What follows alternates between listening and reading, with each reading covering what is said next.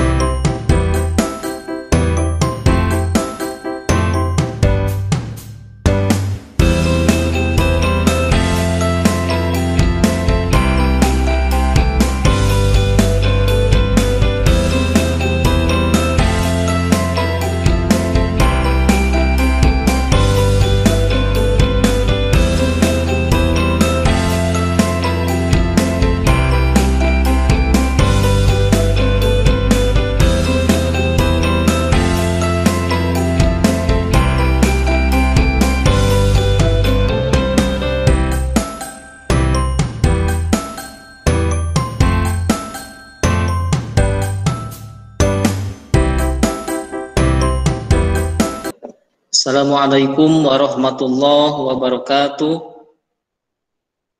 Waalaikumsalam warahmatullahi wabarakatuh. Waalaikumsalam. Ya, Alhamdulillah, pada kesempatan siang hari ini kita bertemu lagi di KBM Basis Data ya, kelas 11 RPL. Hari Senin tanggal 30 November 2020 ya. Mudah-mudahan kita semua masih tetap diberikan kesehatan sehingga bisa terus beraktivitas melaksanakan berbagai kewajiban-kewajiban kita ya.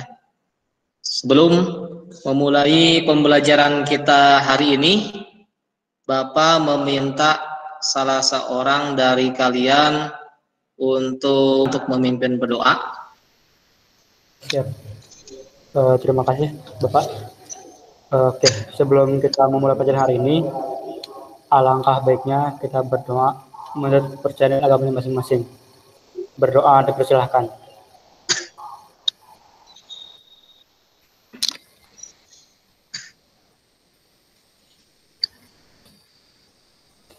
Berdoa dicukupkan. Terima kasih. Ya. Baik, terima kasih kepada Muslim yang telah memimpin berdoa untuk kegiatan pembelajaran kita hari ini ya. Bapak buka terlebih dahulu akses untuk mengisi daftar hadirnya.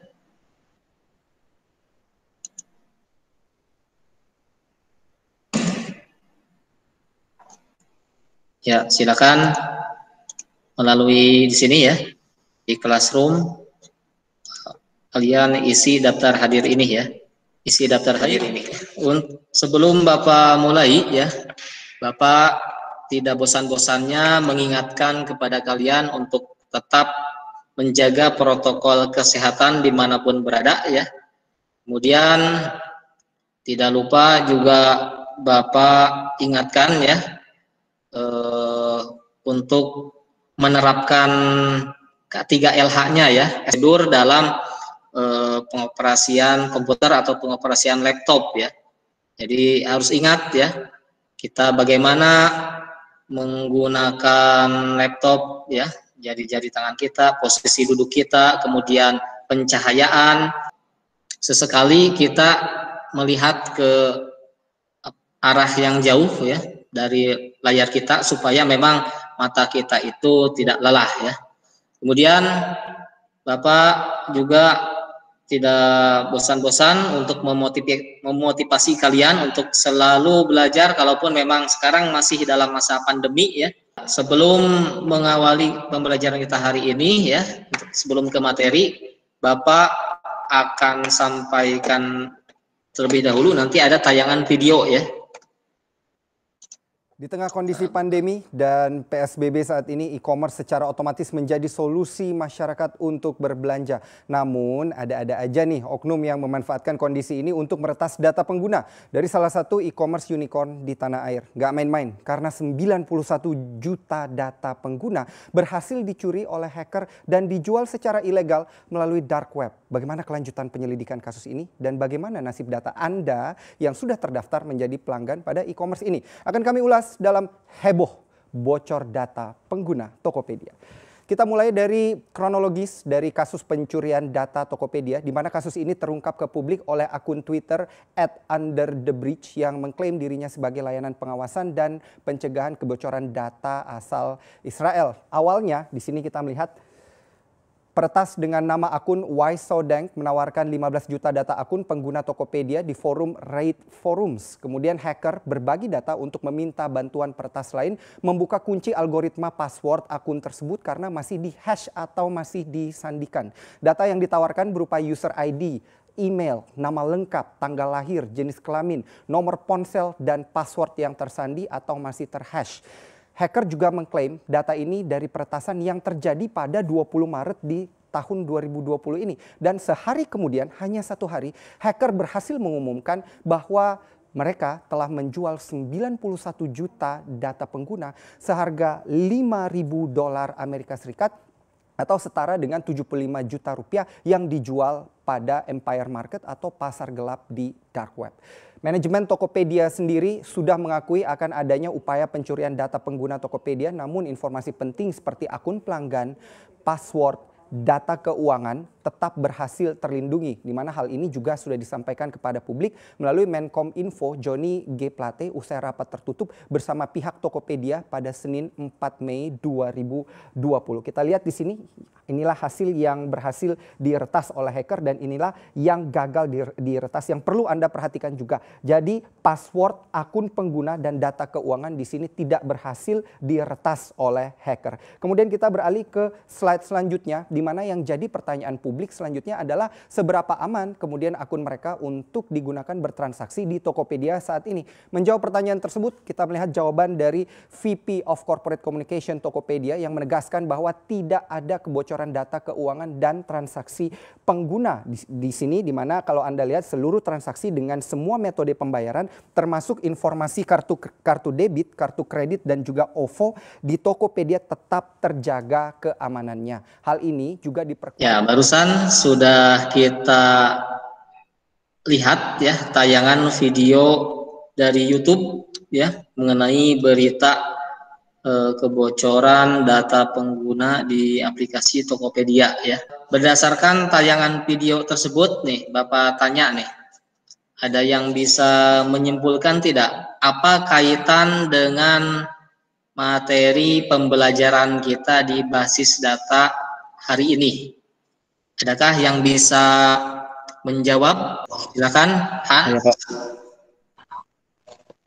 Bisa dinyalakan videonya?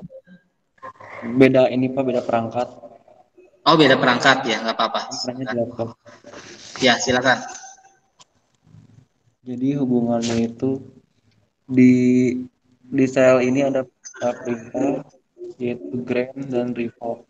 Dan itu memberi hak akses pada user dan revoke mencabut hak akses pada user. Nah, jadi hubungannya itu si peretas ini memaksa untuk masuk tanpa izin gitu Pak. Jadi mencuri data-data yang ada di Tokopedia. Nah, dengan mempelajari DCL ini, kita bisa mempelajari bagaimana mengamankan data. Jadi apabila tidak menggunakan perintah DCL ini, maka user yang tidak diberi izin pun dapat mengakses datanya, Pak. Ya, Ya, sudah? ya. Ya. Restu bisa menambahkan? atau Pendapat saya sama Ya. sama kayak Hans. ya? Pendapat saya jadi dengan mempelajari bagaimana cara memakai SQL, kita dapat mengamankan data agar tidak diretas dan tidak disebarluaskan atau tidak disalahgunakan. Ya, sudah ya. Ya, bagus ya. Jadi jawaban dari Hans dan Muhammad Restu sudah baik ya. Jadi kaitan antara video berita tadi ya yang mengenai kebocoran ya, isu kebocoran data pengguna Tokopedia ya. Betul ya. Jawaban Hans dengan Restu tadi ada kaitannya dengan penerapan SQL DCL yang akan kita pelajari di hari ini ya. Jadi bagaimana caranya untuk mengelola hak akses ya, siapa saja yang mesti diberikan hak akses, siapa saja yang memang tidak perlu diberi hak akses ya. Karena masalah keamanan di database itu sangat ya itu tadi erat kaitannya dengan pengelolaan hak akses. Jadi memang harus betul-betul kita atur sedemikian rupa sehingga aplikasi atau sistem yang kita kelola tersebut bisa dengan aman dipakai. Kemudian kita lihat kompetensi dasar dan tujuan pembelajaran kita hari ini ya. Memahami kelompok perintah yang termasuk DDL, DML, dan DCL dalam basis data. Kemudian membuat kelompok perintah yang termasuk DDL, DML, dan DCL dalam basis data ya. Kemudian untuk tujuan pembelajarannya, kita lihat menjelaskan kelompok perintah SQL yang termasuk dalam DCL dengan tanggung jawab. Hari ini kita bisa lihat peta konsepnya yaitu mengenai data control language, yaitu kelompok perintah SQL yang ketiga ya. Di mana kelompok perintah DCL ini terdiri dari dua bagian. Ada grant ya. Kemudian yang kedua ada revoke ya. Jadi ada grant dan revoke. Saya rasa cukup mudah ya kita ingat ya, karena memang tidak banyak, cuma dua kelompok perintahnya. Kalau kemarin di perintah DDL kurang lebih ada 3 ya, ada create, ada drop, ada alter. Kemudian kalau di perintah DML ada kurang lebih 4 ya, insert, update, select, kemudian dengan delete. Nah, kalau sekarang di perintah DCL ada 2 ya, grant dan revoke ya. Sampai di sini masih bisa diikuti? Masih Pak. Ya. Nah, kita lanjut ya, kita lanjut. Tadi kita sudah lihat videonya seperti apa ya. Kemudian, nah untuk materi video pembelajarannya ya, kalau mungkin ada suara yang kurang jelas dari Bapak ataupun misalkan suatu saat ingin melihat lagi, nah bisa dilihat di sana ya, di link YouTube yang Bapak bagikan di slide ini ya. Di sini kalian nanti bisa lihat video pembelajaran mengenai DCL ya, yang sudah Bapak rekam. Kita lihat ya, konsep dari perintah DCL itu sendiri ya, fungsinya untuk pengaturan hak akses serta digunakan untuk menangani masalah keamanan dalam basis data ya. Kemudian perintahnya tadi sudah disampaikan, ada 2 ya, ada grant dan revoke ya. Kita lihat detailnya seperti apa. Nah, untuk perintah grant ya, grant itu fungsinya mengizinkan atau memberikan seorang user untuk mengakses tabel dalam database tertentu. Formatnya bisa dilihat di sana, bentuk umum penulisannya grant, privilege, type ya di sana. Tipe hak aksesnya apa di sana ya? On. Tabelnya apa ya? Atau misalkan kalau seluruh tabel berarti bintang titik bintang ya. Kalau mau dari database tertentu, kemudian tabelnya apa? Misalkan database titik nama tabel ya. To username-nya siapa di sana? Nanti Bapak minta untuk ada pembagian kelompok ya. Kan di pertemuan sebelumnya Bapak sudah sampaikan ada pembagian kelompok untuk pengerjaan LKPD ya, lembar kerja peserta didik. Bapak tanya ke ketua kelasnya, Muhsin. Halo Muhsin. Halo Muhsin. Iya Pak. Ya. Untuk pembagian kelompok sudah dilakukan? Kalau nggak salah Mas sudah sih Pak. Silakan yang mau bertanya boleh mengacungkan atau mengangkat tangan ya. Di sana sudah ada icon angkat tangan di bawah ya. Saya Pak. Siapa namanya? Restu. Muhammad Restu Pak. Bisa dibuka kameranya? Ya Pak. Ya Pak, bentar. Silakan. Tolong yang bertanya nanti dibuka kameranya ya supaya kelihatan. Nah begitu. Ya silakan Restu. Pak, saya mau bertanya. Ya. Penerapan ini contoh penerapan penggunaan SQL tuh kayak gimana Pak? Penerapan SQL bagaimana coba sekali lagi kurang jelas ke aplikasi gitu, ada aplikasi penerapan database sebuah aplikasi. Ya, jadi pertanyaannya dari Restu tadi ya, bagaimana penerapan perintah grant di sebuah aplikasi ya. Jadi langsung Bapak jawab saja ya, langsung Bapak jawab saja. Jadi penerapan perintah grant di sebuah aplikasi ya, itu bisa kita lihat di dalam pemanfaatan user dan password pada saat login ya sebuah akun ya. Coba Bapak tanya nih, Restu sudah punya berapa akun di media sosial atau jejaring sosial atau sebuah aplikasi? Bapak tanya nih ke Restu, punya berapa aplikasi yang ada user passwordnya? Lebih dari 5 sih Pak. Kira-kira punya berapa? Kira-kira aja. Bapak yakin banyak ya? Ya. Banyak Pak. Ada 12 kira-kira. Ya kurang lebih ada 12 ya, banyak ya, sama ya Bapak juga sejumlah sekian bahkan lebih ya. Nah itu penggunaan user password di dalam sebuah aplikasi itu adalah contoh dari penerapan grant ya. Jadi tentunya pada saat kita login sebagai pengguna akan berbeda tampilan halamannya dengan tampilan pada saat seseorang login dengan hak aksesnya sebagai administrator ya. Jadi itu di sana pembedanya ya.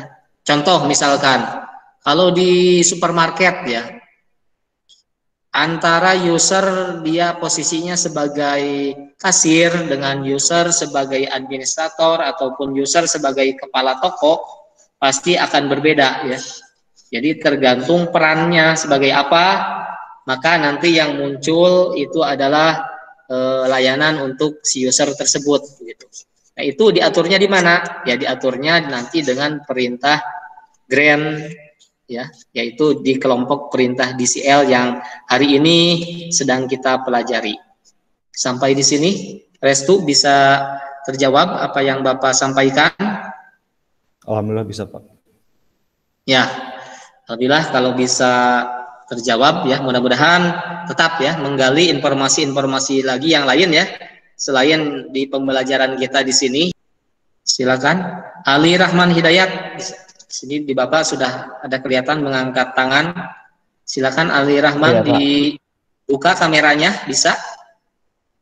Sudah. Oh ya, sudah kelihatan di sini membuka kamera. Silakan. Saya mau bertanya Pak. Ya silakan. Mengenai perintah grant, apakah selain di MySQL bisa diterapkan juga di BMS lainnya? Oh, pertanyaannya bagus ya, Ali Rahman ya.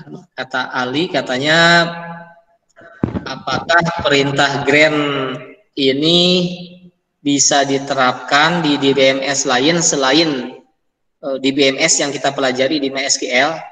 Ya, jawaban dari Bapak ya bisa ya, bisa, asalkan memang DBMS-nya tersebut sudah merupakan DBMS yang terkini ya, karena memang DBMS yang sederhana itu belum ada perintah grant dan revoke-nya ya. Sementara untuk DBMS yang memang banyak atau saat ini kita pakai di berbagai aplikasi, secara umum sudah ada atau sudah bisa menerapkan perintah grant ya. Jadi pemberian dan penghapusan hak akses. Ini kita atau di sini sudah login dengan usernya root ya. Root di sini dia posisinya sebagai atau perannya sebagai super admin ya. Super admin artinya bisa membuat hak akses kepada user yang lain ya, supaya bisa login di database ini ya. Kita lihat relasi tabel dari database pasien yang sudah kita buat di pertemuan-pertemuan sebelumnya ya. Pada pertemuan DCL dulu kita sudah buatnya ya, saat di data definition language. Di sana bisa terlihat, coba ada berapa tabel nih? Ada yang bisa membacakan tabel apa saja yang ada di layar kalian? Bapak minta bacakan oleh siapa nih? Kita lihat dulu namanya. Ada Indri, mana Indri? Bisa terdengar suara Bapak? Iya, Pak. Ada tabel apa saja di depan di layar? Ada tabel dokter, Terus tindakan, kwitansi, pasien, detail kwitansi. Ya, detail kwitansi. Ya, bagus, berarti masih menyimak ya, masih menyimak dengan baik apa yang Bapak sampaikan ya. Terima kasih, Indri ya. Iya, Pak. Ya, kita teruskan ya, kita teruskan. Nah, pastikan kita kan sekarang mau membuka database-nya atau memakai database-nya, database klinik ya, berarti perintah SQL-nya ya, jangan lupa ya, di sana use klinik ya. Nah, perintahnya kita sekarang akan running ya, running terlebih dahulu ya. Grant select on clinic titik dokter to Indri at send identify by Indri with grant option. Kita running. Di bawah ya, di sini sudah berhasil dieksekusi ya, di sana sudah kelihatan. Kemudian jangan lupa konfirmasinya pakai flash privilege. Jadi sebelum flash privilege ini di running, perintah grant yang tadi kita running tersebut belum dijalankan sepenuhnya ya. File new connection ya. Di sana usernya tadi siapa? Indri ya. Kemudian passwordnya tadi sesuai dengan yang diberikan. Kita konekkan. Yes. Nah, sekarang lihat di atas localhost strip Indri at localhost ya. Database yang diberikan apa tadi? Database klinik. Tabelnya adalah tabel dokter ya, kalau tidak salah. Ini ya. Tabelnya tabel dokter. Nah, di sana coba cek ya. Kita cek untuk perintah yang benar. Select bintang from dokter.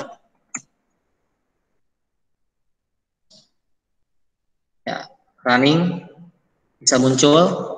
Sekarang kita buka untuk tabel yang lain, misalkan tabel pasien. Tabel pasien, titik koma. Running lagi. Nah, di sana sudah betul ya, sudah betul tidak bisa ditampilkan karena memang user bernama Indri tidak bisa menampilkan data selain tabel dokter. Indri Apriliani sudah mengangkat tangan. Silakan, boleh dibuka kamera, kemudian sampaikan pertanyaannya. Saya mau bertanya, Pak.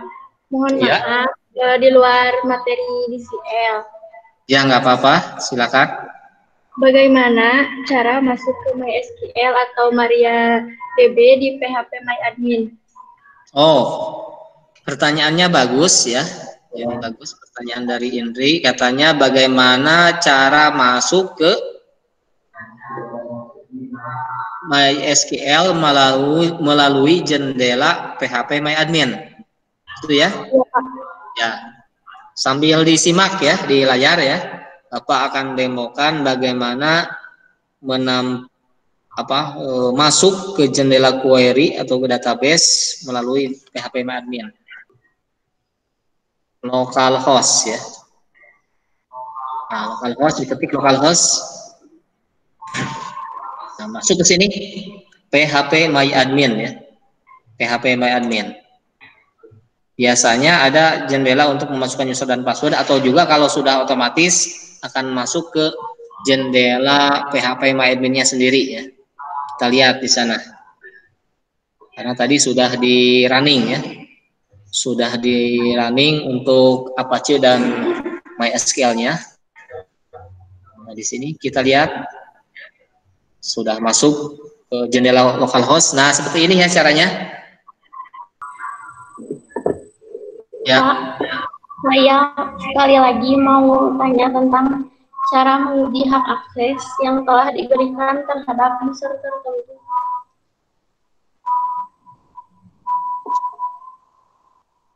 Kurang jelas, coba bisa diulang sekali lagi. Saya mau bertanya sekali lagi tentang Ya. cara menguji hak akses yang telah diberikan terhadap user tertentu. Diubah menjadi table privilege ya. Dulu itu ada nama tabelnya user privilege ya. Yaitu bisa terjawab? Iya, Pak. Kita sampaikan? Terima Ya. kasih. Ya, sama-sama. Tadi kan Bapak running tabel. Ya. Saya mau bertanya, perintah DCA yang telah kita running itu berada di perintah DCA yang telah kita running itu berada di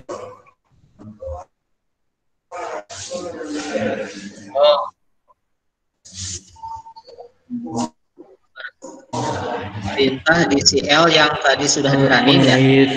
tabel tempat penyimpanan semua perintah DCL yang telah kita running, Pak. Oh, Itu berada di mana ya? ya. Tabel tempat penyimpanan semua perintah DCL yang telah kita running. Nah, itu tadi sebetulnya ya. Tabel hasil runningannya itu ada di sini ya. Sama ya. Di tabel apa? Table privilege ya. Ada di table privilege di sini ya. Iya, saya akan tambahin, Pak. Mau dicoba di database apa itu Musin?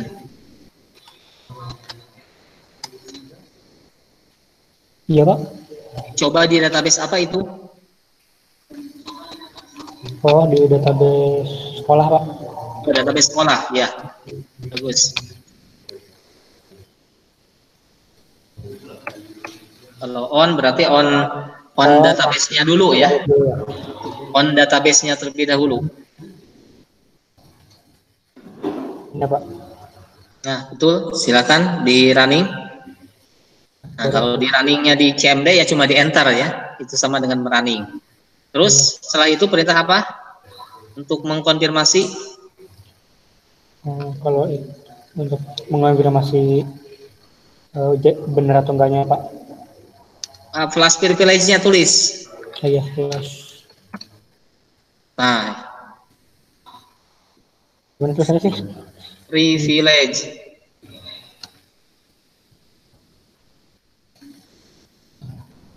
Sudah? Nah, itu. Nah, nanti tinggal mengujinya ya. kan sudah betul ya. Tinggal Modelnya mengikutinya berarti kemana? saya biasanya ke ini sih Pak, ke yang baru. Ya silakan.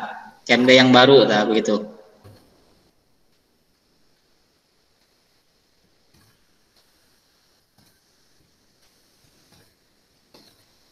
Tadi siapa usernya itu?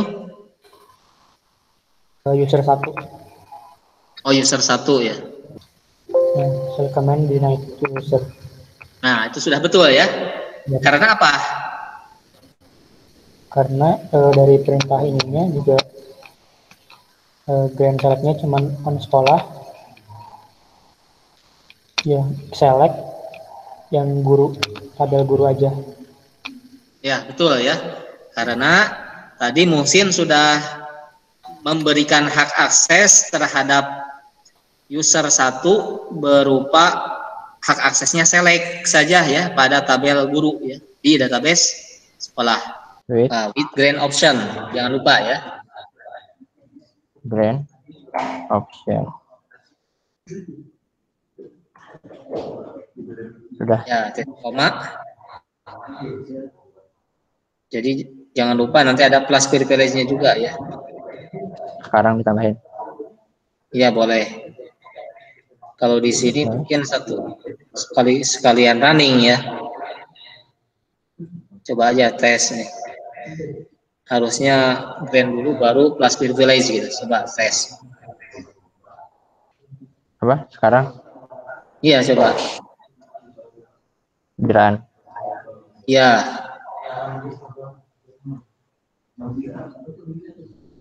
Ya, sekalian ya. Jadi satu kali running ada 2 perintah ya. Tadi dibatasi oleh titik koma ya. Ya. Sudah bisa running? Ini Pak udah. Ya, sekarang coba lihat hasilnya ada di mana. Buka database MySQL-nya. Sebelah kiri itu di bawah tabel database klinik ada database MySQL. Sini. Nah, itu lihat. Yang barusan user yang telah diberikan, lihat di sana di tabel table brief paling bawah T. Nah, itu table brief atas. Ini. Table brief. Oh, ini. Nah, itu bisa dilihat di sana. Kayak gini aja. Terus gimana Pak? Ya. Harusnya ada di sana sebetulnya. Coba lihat di tabel user itu mah di situ mah user, bawah user, tabel user. Ternyata itu mah ada tabel user di bawah. Paling bawah tabel user. Di browse. Tabel user. Nah, di sana. Sudah ada belum? Di baris kedua lihat. Udah ada ini. Ah, itu ya. Tapi sudah kelihatan si ya di sana. Gini. Ya. Berarti sudah ada ya. Teknik penilaian ada 3 aspek ya, ada sikap, pengetahuan, dan keterampilan. Yang sikap nih observasi ya. Nanti bentuk instrumennya jurnal. Jadi aktifkan kalian selama belajar dari mulai bertanya, menjawab, kemudian berdiskusi, merefleksikan kegiatan pembelajaran. Nah, itu semuanya Bapak nilai ya. Kemudian untuk pengetahuan nanti ada tes tertulis melalui Classroom ya, ada tes formatifnya. Kemudian untuk keterampilannya itu ada di tugas LKPD ya.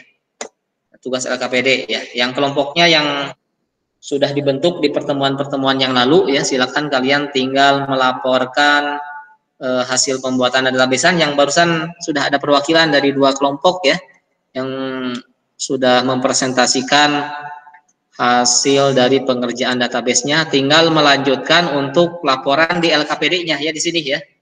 Nanti bisa kalian lihat di Google Classroom bagian LKPD ya. Bagian LKPD di sana.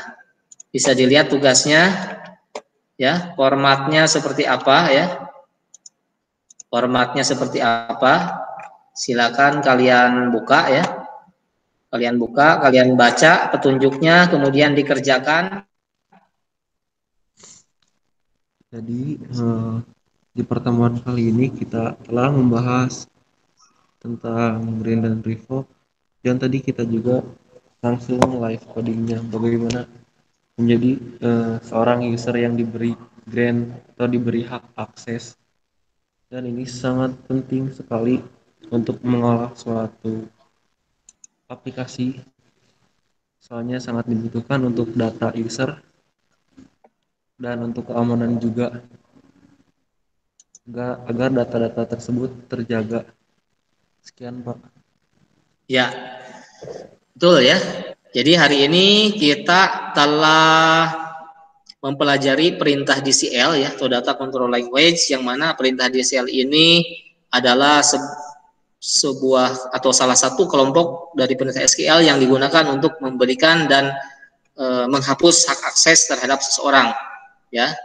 Jadi perintah DCL ini penting sekali untuk mengatur siapa saja yang bisa mengakses database kita, siapa yang memang tidak berhak ada sudah masuk. Ya, silakan bisa doa penutup. Ya Pak, maaf tadi jaringannya jelek. Ya, nggak apa-apa, silakan. Sebelum kita mengakhiri pembelajaran hari ini, mari kita berdoa menurut agama kepercayaannya masing-masing. Berdoa dimulai.